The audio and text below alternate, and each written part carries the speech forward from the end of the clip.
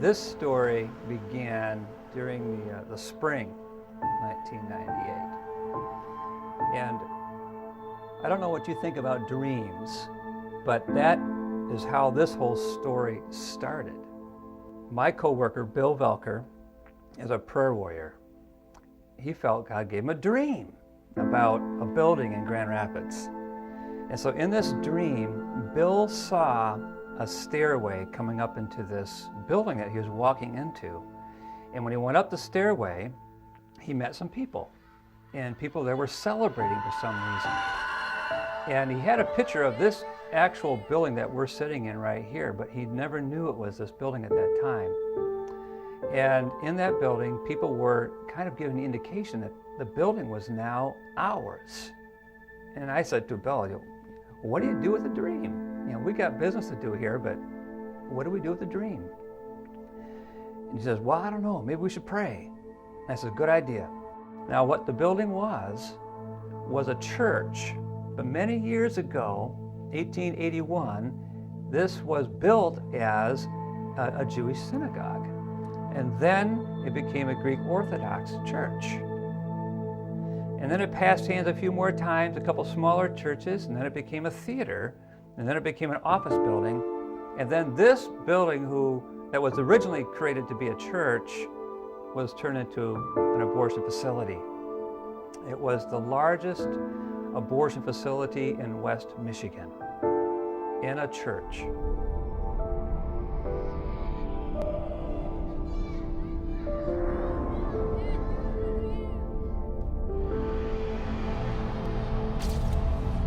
When the Greek Orthodox Church was in place here and they decided to sell the building, they have a practice which is called deconsecrating a building that they leave, which means withdrawing blessing. And that took place in this building on their departure. And I believe that's what opened the door then for this building to become what it did eventually. We're about to enter the clinic door that the girls would have gone through to have their abortions done. This door right here was locked, and it had one of those key punch locks on it. And the reason for that is it was a security purpose, but it was because they also didn't want anyone from their support network that may be here with them coming in and disrupting the services as they were going forth. I remember a woman just a few months ago, beautiful career type woman, probably early 40s. Her husband dropped her off, and I never liked that. I can't believe that they're leaving their wife or girlfriend alone. He dropped her off and just beautifully dressed. And I asked what she was doing, and she said, I know what I'm doing. My kids are a lot older. She was a soccer mom, literally had a soccer sticker on the back of her minivan. And throughout the morning, we just longed for her to come out. And she did once, we talked to her, but no. Finally, it was over. And she came out the front door of the clinic. And her husband wasn't here to pick her up. So just a little bit down the road, there's a big rock to sit on. So here is this dignified career woman in all her beautiful clothes, sitting on a rock in downtown in my city where all the cars are going by, and she begins to get physically sick and throw up. And I thought to myself right then, Satan not only wanted to get her here, but he is going to continue to bring her down. The indignity the story that is not told. She never pictured one day that she would be sick on a main street in our town. And this was called the pre-op waiting room. And there were 2 couches in here. And from what we understand from the clients, that they were instructed not to really speak to one another when they got into this part. Positionally, there's surgical room 3 is on the other side of this wall. Surgical room 2 is immediately across the hall, and surgical room 1 is on the other side of that wall.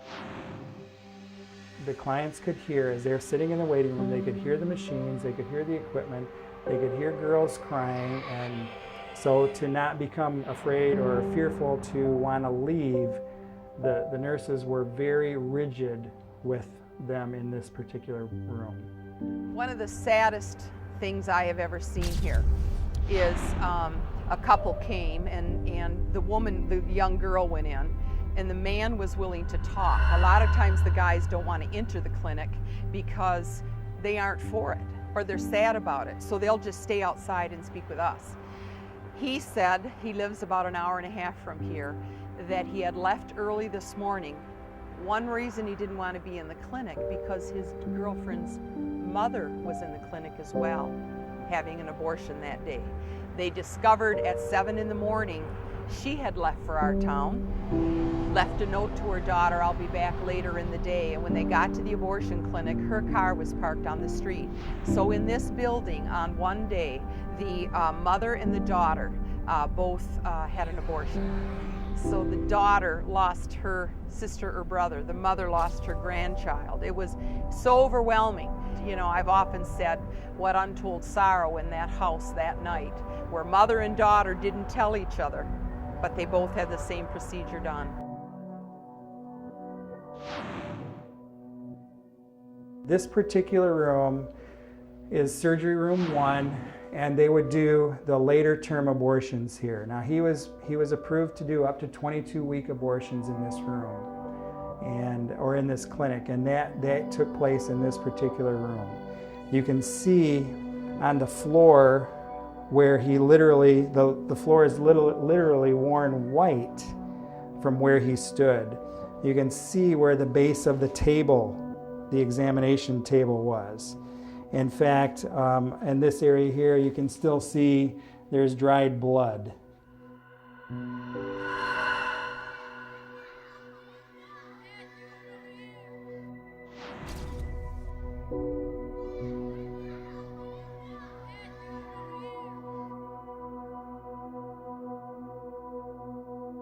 One of the most tragic things we have seen here, a woman came back to the sidewalk. She had been in the clinic. A couple months later, she just drove up and said, "Are you sidewalk counselors? I need to speak with you."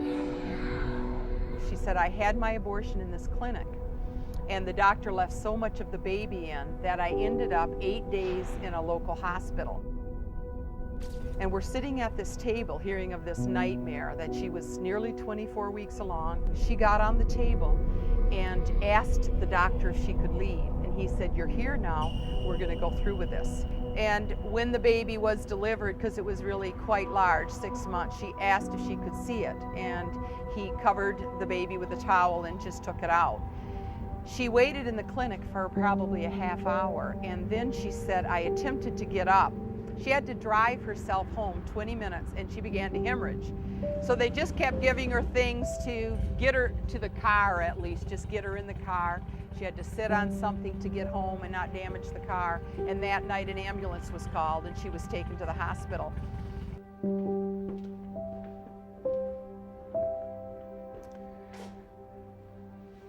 This is surgery room 3.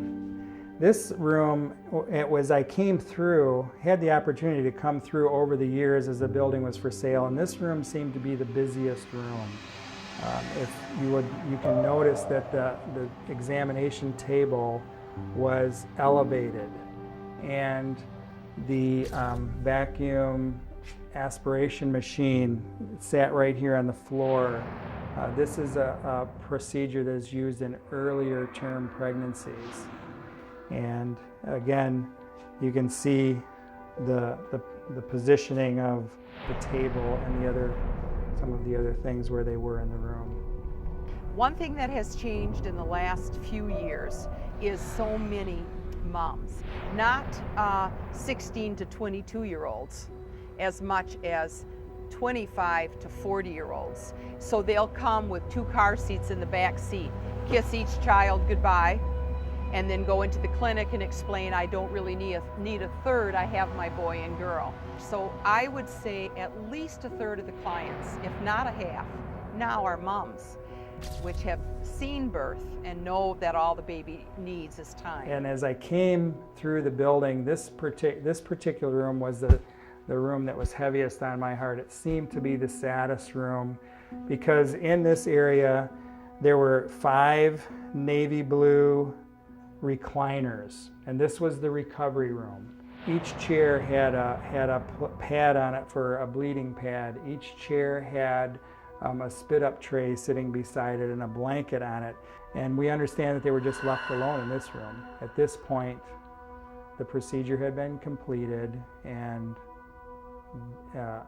different than the waiting room where they were kept under strict observation and not allowed to talk. At this point, they were just kind of left alone. Probably the hardest story in 16 years for me was a young woman that came to the clinic, a beautiful young woman. She was from my small town. She belonged to church. Her parents were Christians. She said her and her boyfriend were Christians. And that particular morning was a beautiful day, and she almost seemed unsettled to wait her turn in the clinic. So she kept coming out. So for hours we were able to talk. And so I did something I rarely do, and I said, I want to open my home to you. You may come and live with us the rest of your pregnancy. We'll pay for everything. You can have your mother and dad come and interview us tonight. You know, we have a dog and 3 teenagers. You'd love my kids. And all morning, she seemed to be softening. And then at the very end, the abortionist drove up. The doctor drove up. And she turned to me, and with tears in her eyes, she said, I'm so sorry. You did all you could, but I'm going to have this abortion. And she went in the building. So that was just a heartbreak. She haunts me still.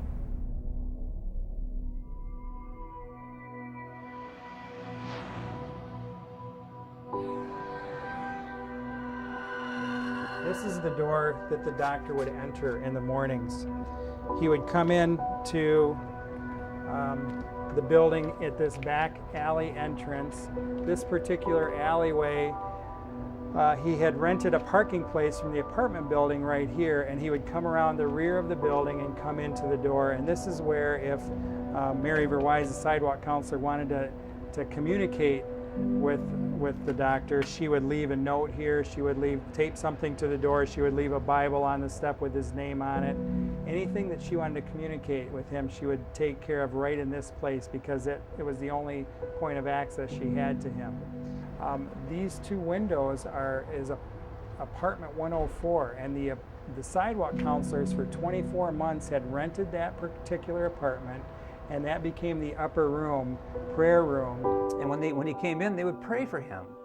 They'd pray for this building, and they're taking over this building. And then that room, called the upper room, was filled with prayer warriors. It became a place for them to keep their materials. They could get a hot cup of coffee in the winter months. And on Wednesday, Thursday, and Friday mornings, when the abortions were taking place here, they had recruited intercessors and prayer warriors to come in and be actually praying while the abortions were going on. They would pray for the sidewalk counselors to be effective and for their safety, pray for the clients. We didn't know by name, but they would say there's a young couple coming in, and give us some information so we could really pray strategically, literally 4 or 5 feet from the building.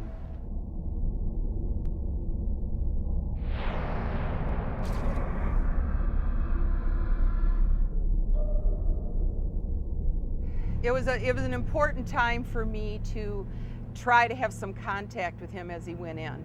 I would see him, he would see me, he knows me by name. I would use that time to sow seeds of hopefully the love of Christ. even respect for him. I tried to call him sir, doctor, and it was that one moment when we'd either look at each other or I could say a word or two through the fence. He's a very fastidious man, very, very beautifully dressed. So in the winter, I would go and shovel a path from the driveway to the door. In the spring, sometimes he would be in the front and I would hold my umbrella over him, which he used to kind of, wasn't sure about that. And I said, please, you don't want your suit wet, just let me cover you with this. And I loved both of those physical ways I could say, Jesus loves you, he can forgive. And I loved being able to put some physical action with that.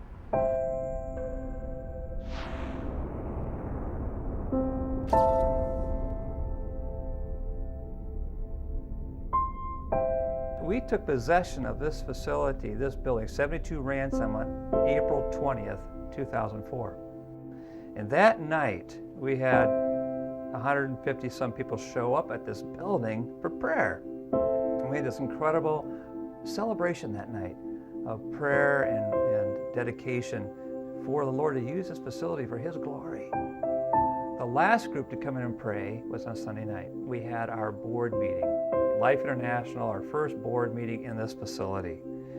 And on Sunday night, I said to the board, I would like you to pray through this building. He wanted to pray here specifically in this hallway because symbolically this doorway was the doorway that death entered the building. This is where the abortionist entered each day to provide those services that he did. So the whole board went down into the basement of this building to the back doorway in the back of the building where the abortionists would come in every day. So there was 10 board members kind of lined up and strung out through this